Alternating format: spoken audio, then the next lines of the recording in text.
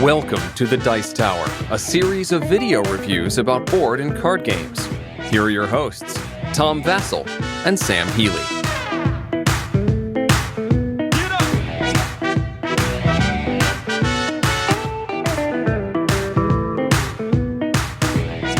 Hey folks, I'm Tom Vasel. I'm Z Garcia. What's up? I'm Sam Healy. It's like he's permanently part of us now. Hey, you already know if you watched the Dice Tower before that all three of us really liked Mission Red Planet. Whoa, spoilers much? We also played it live, but there was a new edition that was rumored for a while, and it is now reality, and it is now available from Fantasy Flight Games. There's some minor changes in this, but not dramatic, other than the production. Mostly visual and Mostly visual. There's a few minor changes. We'll get into those at the end. First, if you've never played it before, here's how you play it.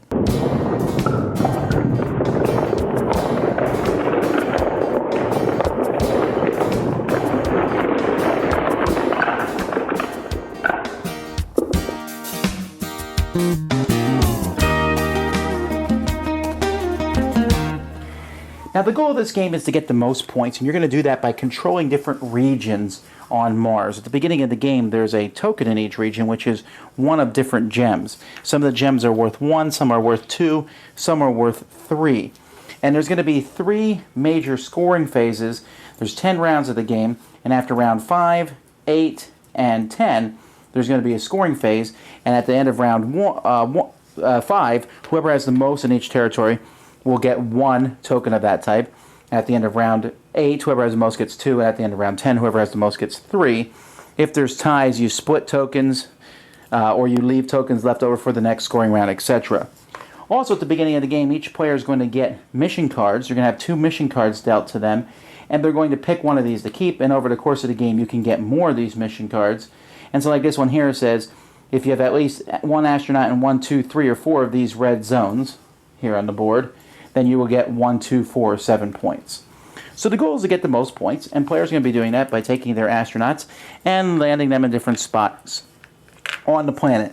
How they get there, though, is the game. The game has 10 rounds, and each round is done the same way. Players have a handful of 9 cards that are numbered from 9 to 1. And each of these cards gives a special activity that it can do. And each round of the game, players are going to pick one of their cards secretly, and then someone's going to count down. They'll start with 9, and anyone who's played a 9 card will reveal it, do whatever it says, and then the 8 cards, etc. If there's a tie, then there's a player order where you'll go around and break the tie between those.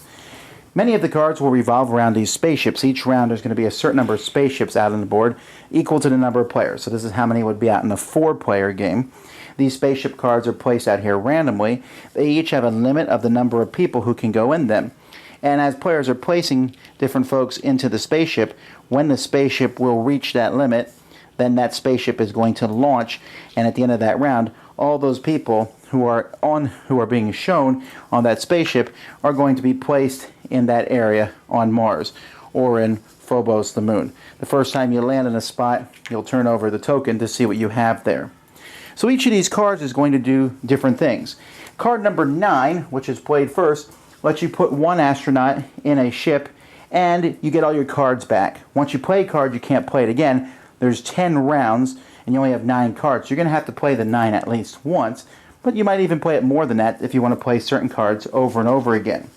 Number 8 lets you put an astronaut in a docked ship, and you can make 3 moves on Mars with your astronauts. When you're making moves, you can move 1 person 3 times from section to section, or you can move like maybe 2 people once, or 1 person once and 1 person twice when you're making your 3 different moves. So that lets you have some maneuverability up on the planet itself. Number 7 lets you put 2 astronauts in a ship, 1 or 2 ships, and you draw an event card, or you can look at a discovery card. When you draw an event card, there's a pile of event cards in the game, and you might possibly get another mission card that you will keep, which can score you points at the end of the game. You might get an action card that you can play at specific times, and you might get a discovery card. Now, when you get a discovery card, what you're going to do is you're going to place it underneath one of the outside zones. That discovery card is going to be revealed before endgame scoring, and it might affect everything in there. For example, this discovery card says each player that has an even number of astronauts here actually has 0 astronauts. Other discovery cards will affect what's in this spot. Here, at each astronaut with at least one astronaut, each player with at least one astronaut in his zone gains points equal to the number of astronauts in that zone. So when you play that card, players also have a chance to look at a discovery card that is out there. Number 6 is the secret agent. You put 2 agents in 2 different ships, and you can make a ship that's not full launch. So I can say, I'm going to put 2 in an agent. I want to be the only person going to Phobos this turn, so now that launches. Number 5 is the saboteur. You put an agent in a ship, and then you blow a ship up, which will kill all the astronauts on board. When astronauts are killed, they're placed here. And this is the reason you put them here. There's one card that can bring them back. There's another card that gives players points for every killed person that they have. You won't run out of astronauts over the course of the game. At the same time, you're not going to be friends with the person who plays a saboteur card. Then we're down to number 4. You can put an astronaut in a ship, and you can basically turn someone else's astronaut into one of yours. Then the travel agency puts 3 astronauts in one ship, but if there's no ship that's empty, then you can't play this card, or you don't get any benefit from this card. And since this is one of the last cards played, it can be very risky. Then there's the soldier, who can put 1 astronaut in a dock ship, and you can kill an astronaut on Mars, and then you can move up to 3 people who you have on Phobos, which is a moon that's really not adjacent to any territory, but when this card's played, astronauts that are on that card can kind of airdrop into different spots on Mars itself. And then finally, the last card played is the pilot card, which lets you put 2 astronauts in 1 or 2 ships, and you can take a ship and put a new destination on it, where it's going to go somewhere else. And that's basically the game. After the 3rd round of scoring, whoever has the most points from these tokens and from mission cards is the winner of the game.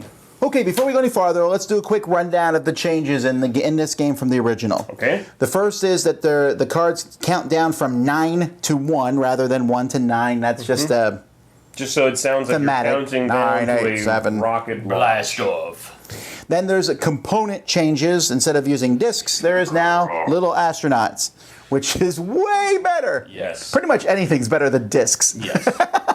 Discs are one of the worst. Sheets of paper. That's true. They're better than discs are better than counters, I guess. And like the rocket ships are now cards. They used to be little cardboard things. Which I was unsure I would like at first, but I like.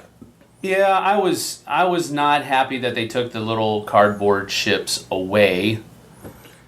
But the cards did slide underneath and look like they're launching. It's better. It's better. You now can like a shuffle little them. puzzle thing there, and they're easier to shuffle. Yeah, so no, better. I'll give it a pass. Love the turn order marker, and I love that the board is round, the round Mars board. They got rid of the discovery cards that said nothing, Right. which was boring. And they also changed the rule at the beginning of the game where when you hand cards out to people, you take the mission cards and shuffle them, so some people don't get 1 mission card rather than 2. Right. It used to be you were handed 3 and could keep 1, but you could be looking at 3, which gave you an unfair advantage. Yeah. And they added a couple action cards. And then the biggest change is adding the moon Phobos around, which is not adjacent to anything, and you can send your people there, and it's like another spot. But then card number 2 allows you basically to launch people down to the planet, making card 2 a much powerful card. Yes. In fact, I felt like right before they did this fix, they played El Grande. And they were using the Castillo, and they're like, Well, from what I've heard, from what I've read, Phobos was in the original design before the game came out from Asmodee, and they removed that for some reason. I think Asmodee wanted to simplify the game a little bit. And so now that Fantasy Flight reprinted it, besides working a few cards into the design, they added Phobos back in. It's not a brand new development. It's one that was cut last time. I don't know that it really adds any kind of complexity to the game, though. I don't know why they cut it. I just know that it was around and they cut it. Yeah, it might not add complexity, but it's another thing that you have to keep track of. Well, you do, and it's certainly a strategy. If one person runs away with Phobos, he runs away with the game by a good 20 points easy. I think it added tactics to be aware of, and that's probably why they called it. Maybe so. That's true, and I do like the discoveries. They kind of revamped those a little bit too. Some of them are really interesting. There's those action cards. I like the one is you can bring your dead guys back. There's zombies, and they show up. Right. I love that they added a third kind of card into that deck. Action cards. It's now that it's in there, it's so obvious. It's like, this is great. Yeah. Why wasn't this in the original? But now that they're in there, thumbs up, because that's a great idea. A little something else I can now throw upon you with, and you thought I was holding an end game scoring card. I love it. All right, taking overall, if you've never played Mission Red Planet before, I highly recommend this game. It's one of my favorite games for a lot of reasons. One, it's a perfect time length. Two, it has simultaneous card selection, Yes. and one of the cards giving you the cards back. That's fun. Each of the cards does something different and unique. One lets you, steal someone else's astronaut becomes yours. Another one lets you blow a ship up, which is bad, but not devastating in the course of the game. One of them is like that gambling card. Can I get 3 guys in a ship? Oh, when's the right time to play this? Right. And I all that combined with an area control game, which is pretty neat. But it's kind of like you're sending people to the area. There's no other game, I think, that does this. Most area control games, you just put the guys right in the area. Here you put them on rocket ships, and they're probably going to go to the area, but the destination might change. Right. It might blow up. The pilot. So very intriguing. So this is a very big game that I think I can teach to beginners, and it's not that complex. And yet people who have played games for a long time, it's certainly one of my favorites. Yeah. I was wondering, and it's something that I might do if I get incredibly bored one day, but I wonder if they change the dispersion of the rocket ships, the numbers, at all. Because the last time we played, that 7, where he is, well, I don't know if it's still the 7, it might be the other, It's a 3 like now. a 3 or 4. Gotta learn your numbers again. Yes. Where you can put three people on a ship. That seemed to happen more often. Nah, that was just, I think, it's one of those things you're like, I got lucky this time. Yeah, maybe. Yeah, no. You were They also playing a might game of have. people who all knew what they were doing. Yeah, that's true too. They might have because of Phobos, but they might have simply just added Phobos cards. Yeah, Well, like you said, when you're bored, you can sit down and compare them. Let us know. probably ain't gonna happen. I'm not doing it. But you still like the game. Oh yeah, very much so. I think this is what a reprint should be, where it takes the base game and just multiplies it, makes it so much better. I mean, ups the quality, ups the playability, ups the just general fun factor of the game. I mean, this is a really good reprint. I thought I liked the game before. Now I really like it. Right. I feel the same way. There's a few reprints out there which put out the same game but feel the need to get new artwork, and it sort of boggles your mind. This has new artwork. Well, you were worried about that because you really like the old artwork. I do, but this artwork is very well done. I mean, this is professional through and through, but they also upped the game. And that's where a reprint can really step in and go, that game was awesome. You've seen that already, though. This is our chance to make the game even better. Yep. And that's when you know a reprint took the time to do it right and then did not just go, here's all the files, reprint. This is the way to do it, and it's spectacular. I'm not sure everyone who has the old version needs to run out and get rid of it and get the new version. I mean, look it over, see if you want the changes. I mean, because you are paying for a game that's basically a 1.2 version of the game. It's not completely overhauled. Everything looks different in all. But if you don't own this game, then I think you should just stop the video now and go buy it. It's really that good of a game. It's one that's easily in my collection. I like it a lot. We'll wait for you to come back. Oh, you're back now. Hey, I was just kidding. Don't buy it. No.